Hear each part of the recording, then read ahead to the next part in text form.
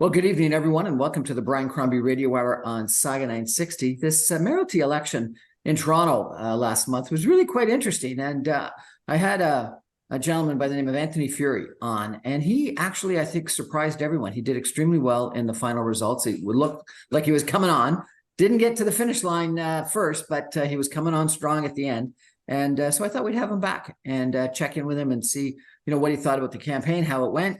What he might do differently, what he thinks is up for Toronto in the next little while, etc. Anthony Furey, how are you, sir? Welcome back to the show. Hey, I'm doing great, Brian, and thanks so much for having me back on. We had a great conversation last time about my platform, and looking forward to talking about everything else now. Excellent. Well, tell me what you think about the results. What's your assessment? Yeah, it was a great honor and privilege to do what I did. You go around Toronto for 3 months, and you just meet with anyone and everyone, all walks of life. You're at the top floor of First Canadian Place. You're meeting with a convenience store owner in the top northwest corner of the city. So you really just get a sense of everything. I mean, as a person who's been in the media for over 10 years, I mean, I sort of had that to a degree anyway, but this was really supercharged. And, I got to tell you, Brian, even though I already was, I love Toronto, I was involved in Toronto, my commitment to this city has just been enhanced the past few months, because the city is just full of so many amazing people who tell you all about the city, what they're feeling, and people who maybe aren't even engaged in the political process. Maybe they didn't vote before, maybe they didn't even vote in this election, but they tell you their hopes and dreams and concerns. You go, wow, this is a city worth fighting for, which was one of my campaign slogans, and it was great. Was the result what I wanted? It's hard to say. I wasn't victorious. Olivia Chow, of course, won a week before the election. I know the pollsters were saying on TV that I was statistically tied for second with Anna Bailão and Mark Saunders. And then the voter made a strategic choice, which didn't go in my favor. People went towards Anna Bailão, and I respect the voters' choice and all of that. But I started out as a guy at 0% in the polls. So to have that opportunity to really rise up to that position on a platform that I think was about principles and just my genuine vision for the city as a family man, as the father of 3 small kids, I think it really resonated with a lot of people. And this is not the end for me. I think this is just the beginning. So in the last several days of the campaign, 2 different individuals came out and made endorsements. Do you think that was what ended up deciding who was in second, who was in third? Yeah, I think a lot of that played a role. I'm the only candidate who had another candidate drop out and support him, former city councilor Rob Davis, who didn't end up surging in the polls, but he is a guy respected for being a former councilor. He did drop out, and he endorsed me towards the end of the race there. But ultimately, those endorsements that you saw, particularly John Tory endorsing Anna Bailão, basically signaling to people, if you want some continuity of stability, if you're concerned that Olivia Chow is going to take us in this socialist direction, Tory encouraged people to vote for Anna. And I think for a by-election where the turnout was not amazing, it was better than last time, but it wasn't huge, and where name recognition is playing a huge role in that, I think the John Tory involvement definitely helped Anna and helped determine how things fell out in terms of being second place. What about our premier? What do you think about his endorsement? Well, I mean, a lot of people have a lot of respect for the premier, and he won re-election with a majority mandate. But at the same time, his endorsement of Mark Saunders clearly didn't help Mark Saunders. So it's hard to say. I think that was caked in already. I think people already sensed that he was a backer of Mr. Saunders. So it didn't really play out all that well for Mr. Saunders.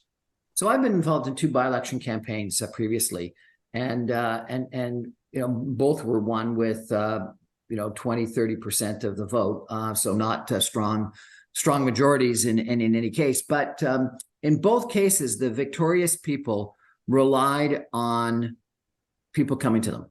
There needed to be a movement to somebody, not in an anybody but just a self-selection of who the right candidate was. And I think the problem is that our first past the post system allows 102 candidates and a dog to run, and that obviously is a challenge. But if people start thinking themselves about going to other people, that can really influence the outcome. It's sort of like a several ballot campaign or leadership campaign. Why didn't that happen other than Rob Davis this time, do you think?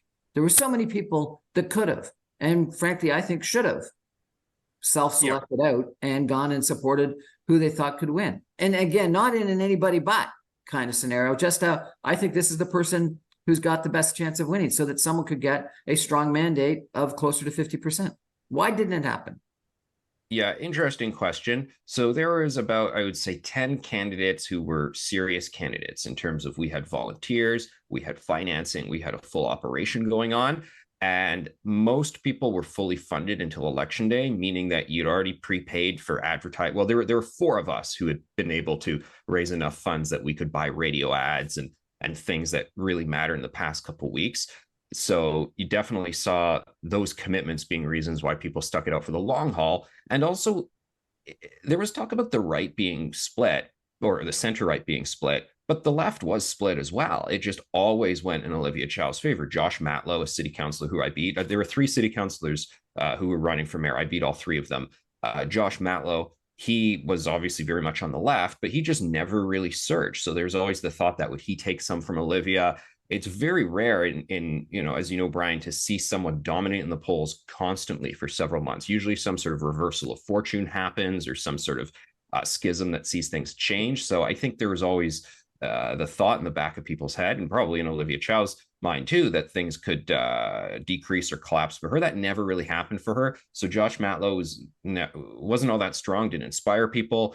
Mitzi Hunter there on the left, a former Kathleen Wynne cabinet minister, she always failed to inspire people. So there was kind of an equal weighting, I think, of candidates throughout the political system. But just in terms of the strength of the candidates, I think on the more center right or what have you, there were several of us who were able to get a lot of commitments from people, volunteers, donors, support. On the center left and left, Olivia Chow just took up so much oxygen in the room. So I think that's why we saw that happen. I mean, there were candidates who ultimately really didn't show all that well, who maybe you can ask, why didn't they drop out sooner? There's also very robust campaign teams behind everyone, and maybe those teams themselves were not encouraging their candidates to back out. Were there people talking behind the scenes? Yes. But nothing happened. No, not really. I mean, to write the book on all of this, and I think it's a bit premature for me to release all the secrets today. But there were conversations, but as you see, there wasn't movement. It's interesting because I think that in leadership campaigns for political parties, and I know you've covered numerous of them in your media career, because you've got to get that 50.1% of the vote, and because very rarely do people get the 50.1% right away. People have to make friends. They have to go out and connect with other candidates, solicit them, and try to persuade them. If you don't, do well in the first ballot, come to me. In by-elections, it's got to sort of happen ahead of time, where people got to, based on polls, make friends. I got the impression that people weren't making friends in this campaign. Everyone was a silo unto itself. Is that part of the problem?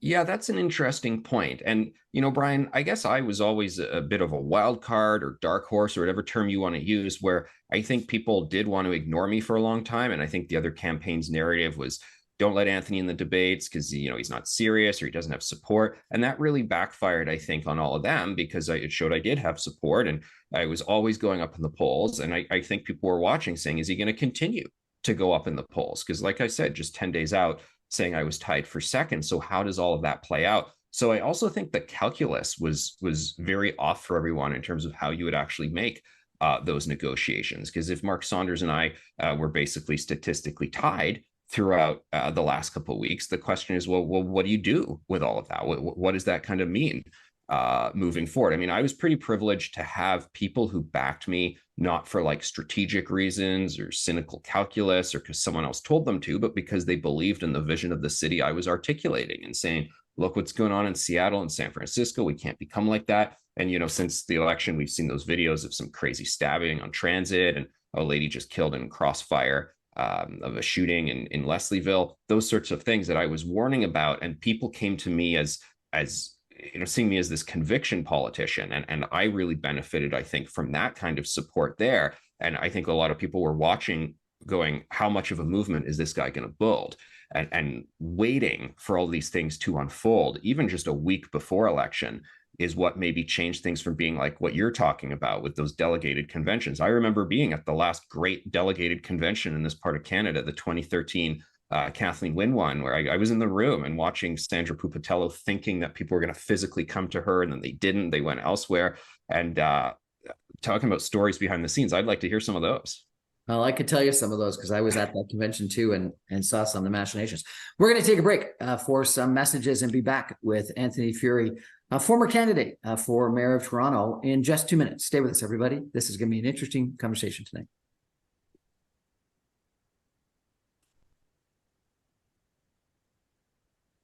Welcome back, everyone, to the Brian Crombie Radio Hour on Saga 960. We're doing sort of a post-mortem on the past, just recent Toronto Mayoralty election with Anthony Furey, one of the candidates who really came on strong and near the end. He wasn't in the top couple initially, and as he mentioned off the top, people were sort of discouraging him and talking him down. But then he came on really strong, and I thought he had a great chance.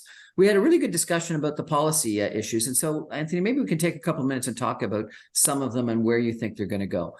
We talked about affordable housing last time we chatted, and that really has come to the fore provincially, federally, and municipally as one of the major issues right now with high housing prices and lack of accommodation, low rental vacancies, et cetera. And it seems to me that people in the left and the right, in the Mayoralty campaign and in sort of Toronto politics generally, had two very different strategies.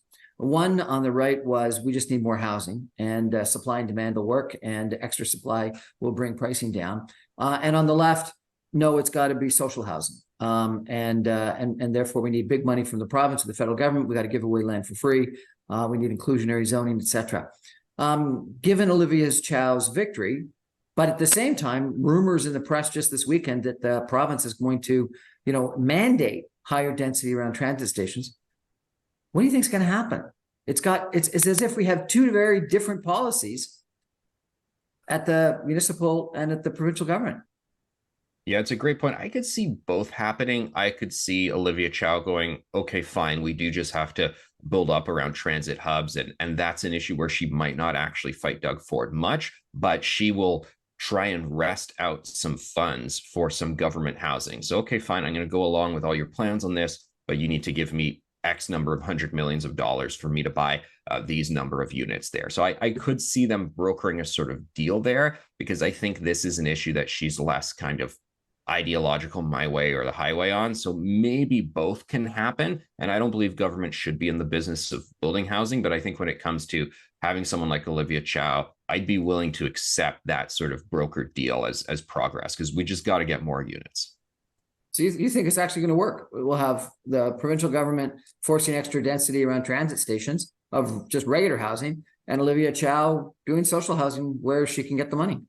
Yeah, I don't think that her social housing plan will work, and that this idea, I'm going to build X number of thousands of units. And I never made that promise on the campaign trail, Brian, because I always felt like anybody who said, I'm going to build this number of units. Well, no, you're not. You're not going to build anything. You're just going to create the conditions for growth. I think it's phony to put out that figure, and everyone was competing, saying, I'm going to do 40,000, 60,000. I think Olivia Chow will try to build some social housing, some government housing. I know a lot of her campaigning was around those facilities and trying to get out the vote for people who do live in some form of government housing. So that's her bread and butter. And as we know, her and Jack Layton did live in subsidized housing. That's sort of like their base almost. So she's definitely going to work on building those units, and she'll get some money from Doug Ford. And we do have a federal election coming soonish. So Justin Trudeau is going to want to do some pre-campaign funding announcements with the mayor of Toronto. I was looking forward to having the opportunity to shake Mr. Trudeau down for a couple of my priorities before his election. But instead, Olivia is going to be able to do that. Anna Ballow and Bradford, I can't remember which the pronunciation is, I apologize. Both were, housing czars, were involved in and in charge of housing, and yet neither of the housing strategies seem to have worked. How on the debate stage and in the campaign trail did that all pan out? Because here you had councillors, former councillors and existing councillors that were thinking about running in a housing crisis that was primarily created by them. Yeah, one of the things that's very interesting about both the housing reports that they had authored, sort of the marquee city housing reports on where we're going with housing, is they were both not all that supportive of lowering provincial development charges. Now, I had said as mayor, I was going to get rid of the municipal land transfer tax for first-time homebuyers because it's the one single lever the mayor's office has to directly lower the price of homes. And if this is a top issue on the campaign trail, which it was, everyone's talking about it, there you go, both for people to buy that home, and then if you're also using that condo as a rental property, that decreases the pressure on rising the rent. So I wanted to do that. But I was also supportive of any provincial measure to decrease development charges because that is such a chunk of the final price, the price tag there. So that's also going to lower the price of homes and de facto the price of rent, or at least stabilize them, decrease the chance of there being massive increases in rent. Both Anna Bylau and Brad Bradford hadn't written housing reports that were backing the province being all hands on deck lowering fees because that actually would mean the city would get less revenue. So they wanted to keep that revenue. And my take is, hold on a second. Our job is not to use people's housing needs and aspirations as this sort of revenue tree. Our job is just to support them getting as many units as cheap as possible. And if that means I got to deal with $100 million, $200 million less in revenue, okay, well, we're giving it back to the people. So that, I think, was the big difference there. Obviously, to your point about the debate stage, I've just spoken in detail about this. Kind of hard to articulate that on the debate stage, but I think that was the finer point differences between us. Do the debates work? If it's difficult to get a good, important policy discussion on the table at a debate stage, do debates work? That's a great question. I'm not so sure. And I'm maybe the wrong guy to ask that question to because I was blocked from many of the debates, even though I clearly fit the criteria. Or there was criteria that was, the no Anthony rule. Like they said, okay, how you're polling, there'd be a debate on, let's say June 5th. And then maybe 2 days before a poll would show, okay, I'm in third place, say, but they'd say, oh no, we're actually using aggregate polling from May 1st to May 15th. And you're like, what? And you're like, well, we have to find a cutoff date. And you're like, okay, but you're also saying you're welcoming the person who was popular yesterday, but not the person who's popular today. And everyone knew that advantaged a couple people who were starting to slip, and that disadvantaged me, who's on the rise. So the debates, did they work for me? I think there's a certain energy at some point where people are like, well, who's this guy who's being locked out, and why are they locking him out? We got to check this guy out. Maybe there's something interesting here we got to see. So that did help me out a little. But then when I was on the big debates, that I did a few televised debates, but the big one was a big CP24 broadcast debate. And obviously, I'm biased to say I did a good job, but the analysts the day after said I did do a good job. And I think that did help me out. I would have liked to sell my positions more in the debates. So they didn't work for me per se. Did they work for others? I don't know. Olivia Chow and Mark Saunders both tried to avoid certain debates. One person on another campaign said, you guys have an interesting problem. Our problem is we don't want to be in all these debates, and we're trying to find excuses to get out of them. Your issue is you want to get in the debates because you want to be able to introduce yourself to more people. So the debate issue was a real doozy this time around. What about signs? Do signs work? There's one guy that was, signs were absolutely everywhere. I think it was number 43 or something like that. And do signs work? Yes and no. I think it helps with name recognition because everybody was talking about that guy Gong. And then there were news stories. Who's Gong? What's he up to? But ultimately, he got probably fewer votes than he had actual signs, which is very interesting. Whereas the rest of us would have had, give or take, 5,000, 8,000 signs, but got tens of thousands, or in Olivia Chow's case, hundreds of thousands of votes. So signs work in terms of, oh yeah, who's this guy? I got to check him out. I was really proud of having signs that were just so clearly my name. Others were very busy and so forth. So I think that at least helped to go, okay, here's this Anthony Furey guy. I got to check him out. You got to be in you got to be in every game. You got to be in the ad game, the social media game, the sign game. But I guess signs are not the be all and end all, as a couple people like Gong proved. Is 100 candidates any way to run an election?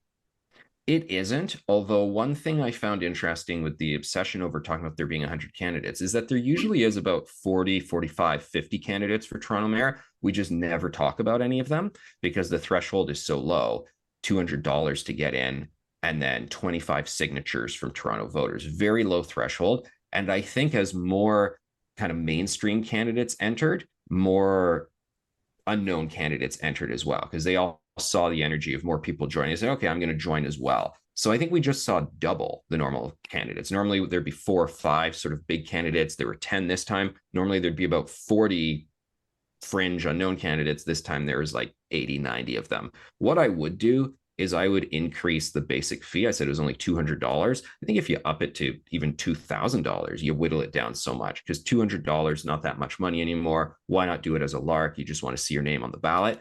It doesn't prove seriousness. If you got to get 250 signatures, or maybe, as some people proposed, 25 signatures from each ward to show that you're at least someone who's willing to just physically show up at every ward in the city, that would help. So I would do minor tweaks, I think, to whittle it down. What about these calls for either a preferential vote or a runoff? You know, I think if there was a preferential vote, your people would have chosen maybe Saunders as their second choice, and Saunders people may have chosen you as their second choice. And collectively, you would have done a lot better. And or a runoff. You know, if we had a runoff a week later between Anna Ballo and Olivia Chow, which is a way, you know, Paris does their presidential elections and all their a lot of their other elections in France. Chicago does that for their mayor. What do you think would happen? Would it have been a better result? I think I would have done a lot better, because there are a lot of people I know who are very favorable to my vision and very favorable to what I was doing.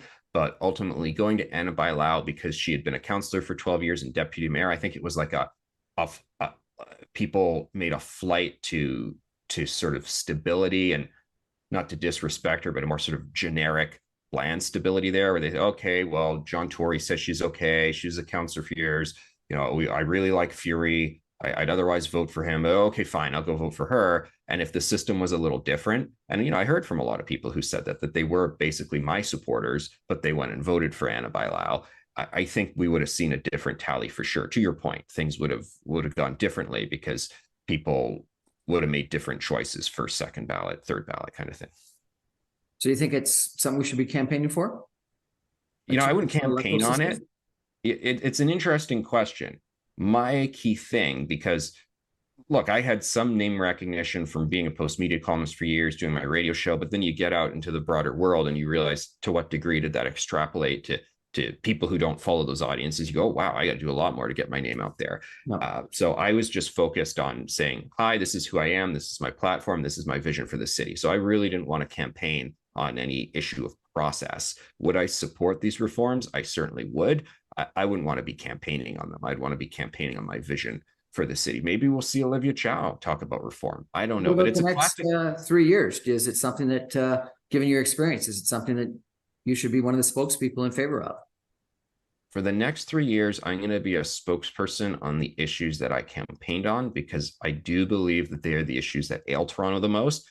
And I do worry that they're the issues that Mayor Chow is going to slip under, in terms of drug injection sites causing more disorder on our streets, us not caring for people, tent encampments getting out of control, Olivia Chow tearing down the Gardner. She said she's going to do it, more and more bike lanes that make the city just less movable, less livable. And Brian, I'm really concerned about capital flight.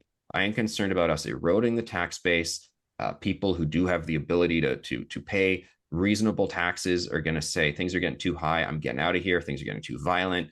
I can't move. I can't deliver my goods around this city. So we're just going to downward spiral. And I'm going to be a big advocate on those issues. We've got to clean up the city to attract investment, to attract jobs. And we can't share the wealth if we don't grow the wealth. We can't have these social services that these left-wing individuals want if we don't also have a pro-business, pro-economy approach. So I'm going to be laser focused on getting a bit more involved in different causes and advocacy around that stuff the next couple of years.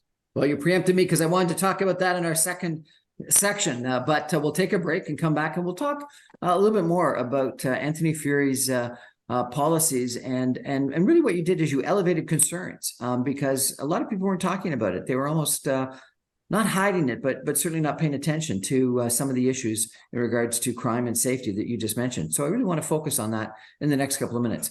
So everyone, we're going to take 2-minute break and be back with Anthony Furey talking a little bit more about some of the crime, safety, and drug issues that Anthony raised during the election campaign. Stay with us, everybody.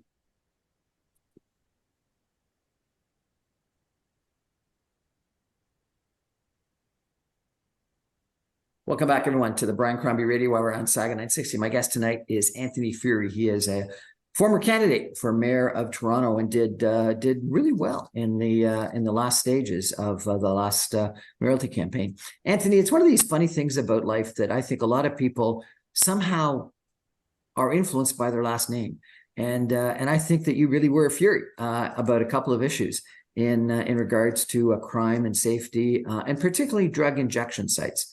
I know you tweeted or social media posted about needles and things like that on steps and things like that I saw. Tell me, are safe injection sites really an issue in Toronto?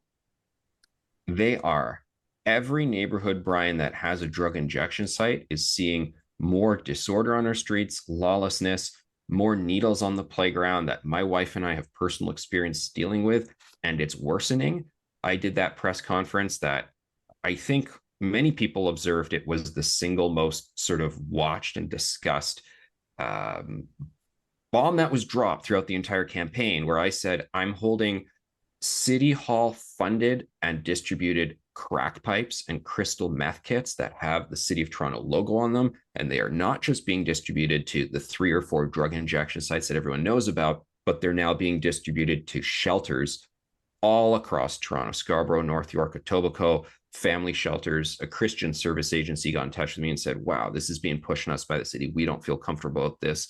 So yes, I think a lot of the disorder we're seeing, not I think, I know, because police tell me this and health professionals tell me, it's being fueled by this disorder. These awful Instagram videos we're seeing in Vancouver or San Francisco, they're coming to Toronto now.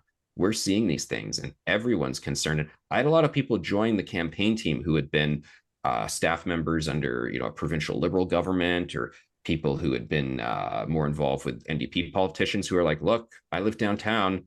I'm just concerned about what you're saying. I don't necessarily agree with all your previous writings or political views, but we got to come together on this. So yeah, I think I hate to call it a winner as a political issue, because I don't look at it that way. It's a loser in terms of the future of Toronto, but we got to clean up this issue. What's the solution?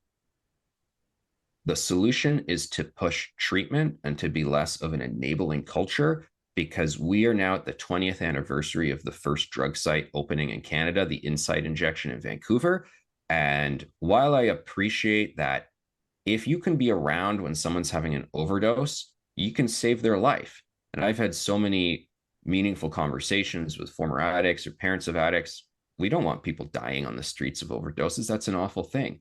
So if you can save someone's life, great. But we are not pushing treatment at all. Other jurisdictions are. Portugal famously decriminalizing all drugs, fine.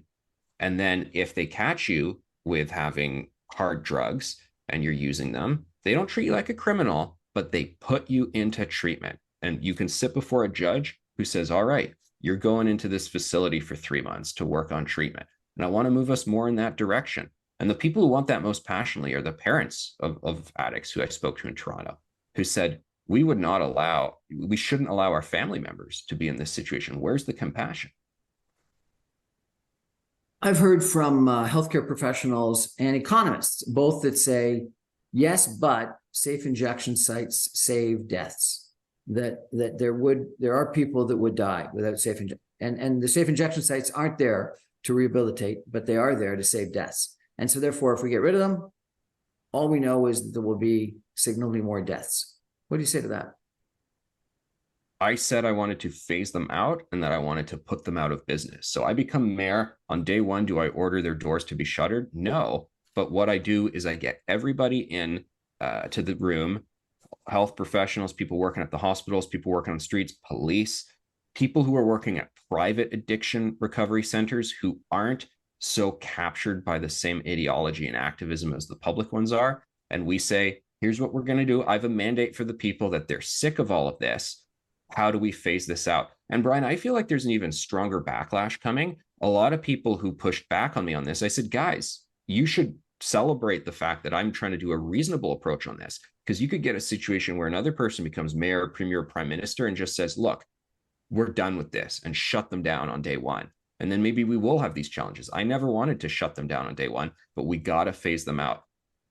I've been hearing from people who advocate what they call harm reduction, the same talking points for 10 years, 20 years. They haven't evolved. this whole evidence-based approach they talk about, it's not evidence-based, because we've seen the past 20 years that the more injection sites we have, the worse carnage on our streets, the more overdose deaths. Is it great to pull someone out of an overdose to save their life? Sure. Another thing they don't talk about, Brian, is that the more overdoses you have, the more long-term damage that you get to your veins and arteries and to your heart and your pulmonary system. This is not a good thing to be encouraging at all, the sort of normalization of regular use of hard drugs. So, this plays as well into the tent cities, into the homelessness, because it appears that it's a mental health crisis that we've got going on. What do we need to do there?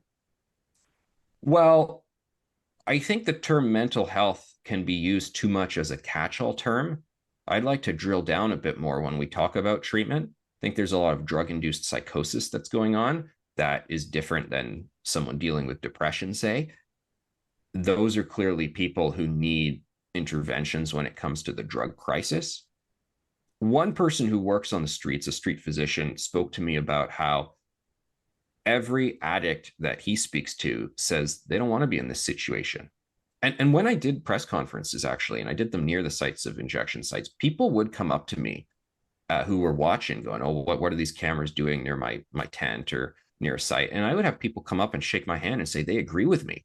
People on the street living in this situation. Good. That's fascinating. Yeah, there was one guy who I met who was living on the streets, but he had a LinkedIn account. He used to be in business, but the addiction got the better of him. And he's like, how can I get involved? We actually connected on LinkedIn, and who's better to advise me on these issues than someone like that? So for the next months and next couple of years, I do want to speak with as many people involved in all of this, because I worry that there's two sides not talking to each other. I do feel there's a very aggressive activist community who doesn't want to go in a different way. But we got to go in a different way. But to your original point, we also want to do it in a way where we don't see more people die. You also raised safety on the TTC, crime on the TTC. What do we need to do there? A more visible police presence. This latest video that just went viral of two guys having a crazy knife fight. I think only one of them had a knife, but he started stabbing a guy and running the entire length of the subway. Olivia Chow gave a press conference saying we need more mental health workers. How on earth would that solve that problem? Now, how would having a few extra cops solve the problem if the cops aren't physically present at the moment of that altercation? Well, I think one thing it would do is it would send the message that we are not a society that's tolerating this lawlessness anymore. And I think by always coming up with excuses or just saying, oh, we need mental health workers, we're basically saying we will tolerate more of this, we'll normalize it more. That's a big problem. If we hire, as I had pledged, 500 more police officers for a more visible presence in our streets, it at least sends the signal that we want to have greater public confidence and reassurance in the system, and that we are planning to find these people, to stop them from doing this, and to punish them for their wrongdoings. And we don't have that anymore. We have this bizarre permissive culture where there are no consequences. We have the biggest debt and biggest deficit that Toronto's ever had. What are we going to do? I think we're going to do a variety of things. I certainly would have worked with the premier and the prime minister to get more funding options, but I didn't believe the primary goal of the mayor was just to shake the tree at other levels of government. I was the only major candidate really talking about Toronto as its own economy. It's bizarre to me that provincial elections, federal elections, you're talking nonstop about jobs and the economy. Hardly any of that happened in the mayoral race. I want to grow the local economy. There was no talk of growing revenue aside from taking more money from the current tax base, which we'll do to some degree, obviously. Rob Davis, who was the councillor who dropped out to support me, Rob talked about how when he was on council with Olivia Chow in the 90s, she actually wanted a 12% tax increase in a single year. I mean, wow, if that doesn't disincentivize a lot of investment and purchases, I don't know what does. I wanted to grow the economy, reminding people every new condo is an extra $3,000 a year in revenue. And then it adds up based on volume, and bringing more jobs, bringing more opportunity. I really wanted to focus on that. And I wanted to focus on finding savings and respect for taxpayers in all of that before I talked about excessive tax increases or entirely new taxes on people. So the Toronto property taxes are 40, 50, 60% of the property taxes based on market value of the surrounding 905 suburbs. Why were you so against tax increases when so many people have made that argument, and Olivia Chow was arguing that we needed and deserved property tax increases? Yeah, and I remember this was the one thing that you and I really disagreed on the last time that we spoke, Brian. And I haven't really changed my position. In John Tory's final budget, he put these graphs showing how, depending on the metric you use, Toronto is not actually significantly undertaxed. So when you compare it to the actual dollar figure that our property taxes are, it's pretty much in the middle compared to all other major cities in the GTA. And also, you take an average salary. You take a nurse's salary, a teacher's salary, and you compare the taxes, and Toronto residents are not all that undertaxed. Should a nurse be paying double property taxes in the raw figure because of living south of Steeles as opposed to north of Steeles? No. And I do think a lot of it just has to do with the rate in terms of how Toronto Toronto real estate sales have surged. So that would not be the first place I would look. Like, I never said a 0% tax increases because we're dealing with all these inflationary pressures. I just don't like when a candidate starts. You should start with saying we're going to bring it as low as possible because we're going to look at the books and we're going to be responsible, rather than already pre-commit to some increase that is going to be unfair to people and property owners on fixed income. Olivia Chow, Josh Matlow, they all wanted to bring in higher taxes out of the gate without even really knowing what's going on in the books. Rob Ford said that there was waste at City Hall and worked hard to try to find it and get rid of it. And John Tory did as well. After those two mayoralties, is there still waste at City Hall? Haven't they got rid of it all? Well, there's always opportunities to find minor waste, like the famous, I can't believe you spent $20,000 on this chair when you could have got one for $200. So you always want to be keen to that, but I more wanted to do the structural things. And government has had mission creep in recent years and decades. And I was seeking a mandate to go back to the basics and go back to the core services. So there were things that I would have seen us stop doing. We would have stopped expanding the bike lanes. We would have stopped paying for winter bike lane maintenance when no one's using it. We're spending a lot, tens of millions of dollars on climate related giveaways and funds when we know Mr. Trudeau and Mr. Ford, to a degree, really have that base covered. So I wouldn't have put more money in that. We would have found some opportunities there. And I wanted to do the non-core services hiring freeze, because the single largest expense at provincial and federal governments are transfers to people and transfers to other levels of government. The single largest expense at City Hall is paying people salaries. So if you want to respect taxpayer dollars, you have to do that. I didn't want to talk about laying people off or firing people, because public servants are, our neighbors or our family members. But I did want to do pretty aggressive attrition in terms of, and the City Hall has higher than corporate sector attrition levels right now. So people are leaving to either retire or seek employment elsewhere. I was not going to fill all those positions right away. Half of them we'd just let roll over. So we're going to have millions of savings every quarter. And then the other half, I'd want to port them over from whatever the bureaucrats are doing over to policing, over to fixing the potholes. Because, Brian, one of the core refrains at the door was people said, I'm paying more than ever, but basics are not happening anymore. Like, the city seems to be falling apart in many respects, but yet we're paying more money than ever. So what's going on there? So a realignment. Traffic and congestion is just unbelievable. And downtown, it seems like there's a closure on almost every single street. Now, maybe some of that's good because it's cranes for condos that are being built, and that's going to improve things longer term. But the city does seem to be falling apart in a lot of ways, and the traffic and congestion is unbelievable. Now, maybe I'm complaining about things that are of provincial jurisdiction, whether it be Highway 401 or the Don. Well, no, it's not the Don Valley Parkway, and or Eglinton Crosstown that is still being built and still being delayed. What's going wrong here? Because government just can't get things done. Seems we have a lack of coordination. The left hand doesn't know what the right hand is doing. And speaking to many real estate developers, they told me they feel that's the case when they need to talk to so many different departments to get something done. And they clearly know that one department hasn't talked to the other. So when time is money, they know that they're waiting an extra month just because offices haven't shared files. That's a problem.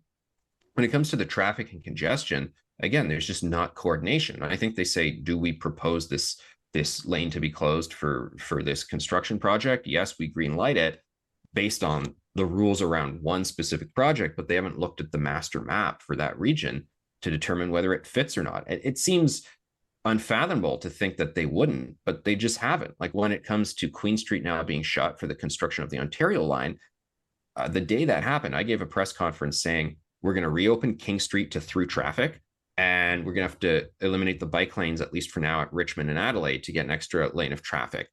Why did it fall to me to say that when there were councillors and obviously high-paid bureaucrats who knew that this closure would be happening for, they had a year of advance notice. So there's clearly a lack of coordination and planning aspect. I think the King Street thing is one of those third rail kind of issues right now, which is too bad because it economically, traffic engineering wise, doesn't make any sense. We're going to take a break for some messages and come back with Anthony Furey and some concluding comments in just 2 minutes. I'm going to ask him, is he going to run again?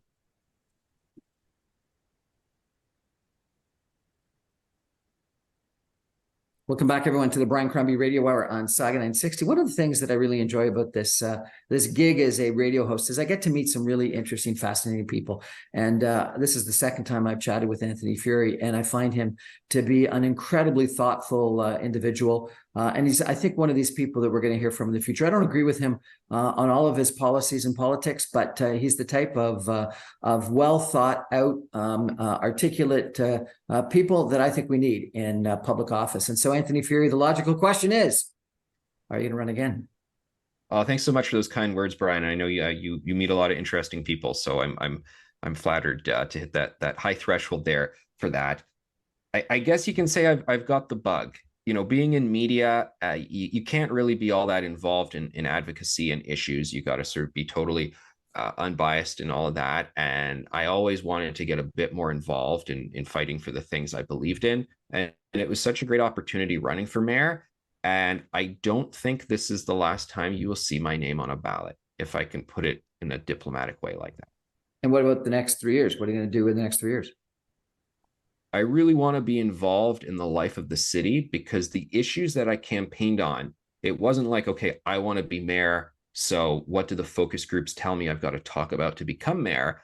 It was my wife and I just talking about how we'd always said, living beside Moss Park, previously, not anymore, the drug injection sites, the needles in our playgrounds that we were experiencing firsthand, no child should have to deal with this, that the bike lane situation was getting out of control. These were just the kitchen table issues that my wife and I and other parents we were speaking to, and obviously people I knew in the political system, the readers of my paper, were talking about. So it was all authentic, and I'm staying with those issues. So I've had the ability to apparently organize a lot of people, which I didn't know I had those talents, and I have the fundraising ability now. And I'd like to port those over to things that I care about, to get involved in some causes and to show that I genuinely committed to those issues. It wasn't a campaign platform. It was who I am. It's what I care about. So I'm going to be very involved in the life of the city. And I ran into Olivia Chow the morning after the election, bumped into her at City Hall as we were doing the media tour. And I congratulated her and I wished her well. And I do wish her well. And that I live here.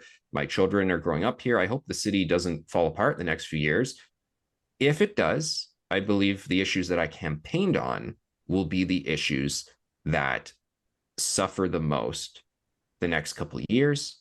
And I do believe the voters will remember, hey, there was a guy who spoke out on these issues. There was a guy who warned us about those issues, and I'll be that guy. Anthony Furey, thank you so much for running, and thank you so much for the contribution you've made to public discussion in Toronto. And thank you very much for joining us both again last time as well as today. I really appreciate getting to know you, and I hope we do have that beer or that coffee and chat further. Oh, let's do it. It was an honor. Thanks so much for having me on, Brian. I want to end tonight's show with a couple of comments of my own, if I could. I do think that, one of the things that comes out of this last municipal campaign, and we've been talking about this, it seems forever. I think someone quoted that Justin Trudeau in his initial federal campaign said 1,500 times that this is the last election under first past the post.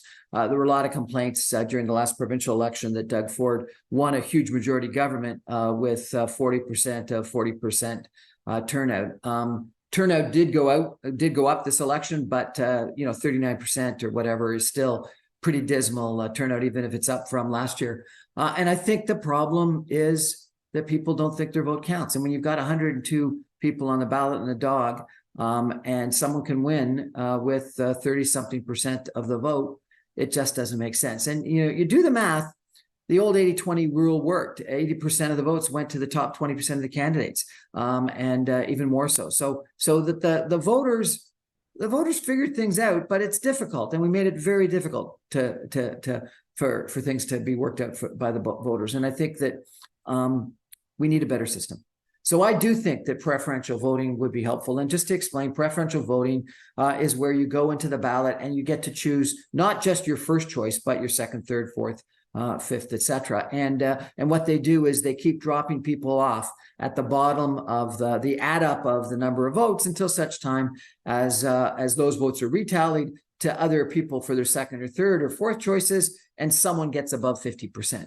I think that makes a lot of sense. And I think there's a lot of people that may have chosen, as Anthony said, Anna Ballow as their first choice, but maybe Anthony as their second choice, or Josh Matlow as their first choice, but Olivia Chow as their second choice. And Olivia Chow, I think, would be stronger today if she won with 50.1% of the vote than with 30-something% of the vote. So I think that's a change that we should make. I also think that runoffs make sense. And Paris does it, France does it, Chicago does it, and people complain about the cost. We do advanced voting for a long period of time, so I don't think the cost of having another vote a week later is great. Other people think that the turnout would go down if people had to vote twice.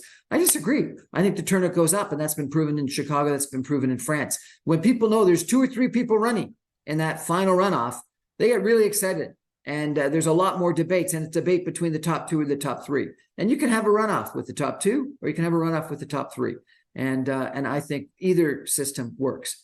So while I think that all the policies that Anthony talked about are far more important, and I do agree with him that I think that safe injection sites, crime on the TTC, crime generally, safety generally, I think that the tax base and how we're going to finance Toronto, what we're going to do with the Gardner Expressway, Ontario Place, Science Center, all those issues we talked about are critically really important. But I think the one major issue that came out of this campaign is that having 102 people on the ballot and a dog just does not make sense. We've got to figure out a better system. Anyway, that's the show for tonight. Thanks everyone for joining us. I really appreciate it. Good night, everybody.